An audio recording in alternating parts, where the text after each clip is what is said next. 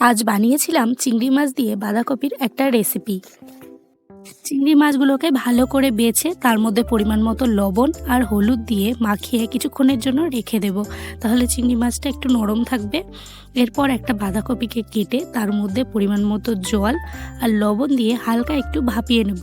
বাঁধাকপি ভাপিয়ে যদি রান্না করা হয় তাহলে কোনো রকম পেটে অম্বলের সৃষ্টি হয় না। এরকম হালকা সিদ্ধ হয়ে এলে নামিয়ে জলটা ছেঁকে নেব।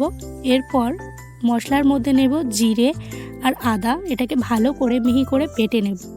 এই ফাঁকে চলো তোমাদের দুটো কমেন্ট পড়ে নেওয়া যাক। শালডাঙ্গা থেকে বলেছে দিদি আমার বাড়ি বোলপুর, আর ইমরাজ কিচেন কর্নার থেকে বলেছে যে my new friend. Thank you তোমাদের সকলকে কমেন্ট করার জন্য। এইভাবে মিহি করে বেটে নেব। এরপর কড়াইশুঁটি, টমেটো আর কাঁচা লঙ্কাকে নিয়ে নিয়েছি। কড়াই ভালো করে গরম করে তার মধ্যে কয়েকটা সাদা জিরে দিয়ে ভালো করে ভাজতে থাকবো। সাদা জিরে ভালো করে ভাজা হয়ে এলে সেটাকে নামিয়ে গুঁড়ো করে নেব।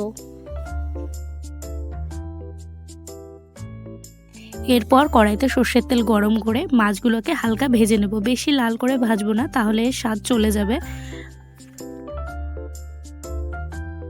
ফোড়নের জন্য নিয়েছে শুকনো লঙ্কা, তেজপাতা আর সাদা জিরে। ওই তেলেই ফোড়ন দিয়ে তার মধ্যে দিয়ে দেবো কেটে রাখা আলু, পরিমাণ মতো লবণ আর হলুদ দিয়ে ভালো করে নাড়িয়ে আলুটা যখন ভাজা হয়ে আসবে ছাড়িয়ে রাখা মটরশুঁটি, টমেটো আর কাঁচা লঙ্কা দিয়ে আবারও হালকা করে ভেজে তার মধ্যেই দিয়ে দেবো বেটে রাখা মশলা, আদা আর জিরে বাটা দিয়ে ভালো করে কষাতে থাকবো। যখন তেল ছেড়ে আসবে তখন তার মধ্যে দিয়ে দেব জল ঝরিয়ে রাখা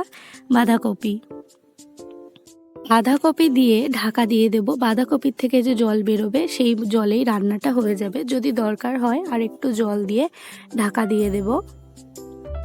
আলু সিদ্ধ হয়ে আসলে আর বাঁধাকপির জলটা পুরোপুরি শুকিয়ে গেলে এর মধ্যে দিয়ে দেব ভেজে রাখা চিংড়ি মাছ আর আগে থেকে ভেজে রাখা সাদা জিরে দিয়ে ভালো করে নাড়িয়ে নামানোর আগে সামান্য ধনেপাতা দিয়ে নামিয়ে নিলে তৈরি আমাদের বাঁধাকপির রেসিপিটা তোমাদের কেমন লাগলো অবশ্যই কিন্তু কমেন্ট করে জানিও। আর ভিডিও ভালো লাগলে একটা লাইক করে দিও। দেখা হচ্ছে পরের ভিডিওতে। ততক্ষণের জন্য সবাই ভালো থেকো, সুস্থ থেকো। আর হ্যাঁ, চ্যানেলটাকে সাবস্ক্রাইব করতে ভুলো না কিন্তু।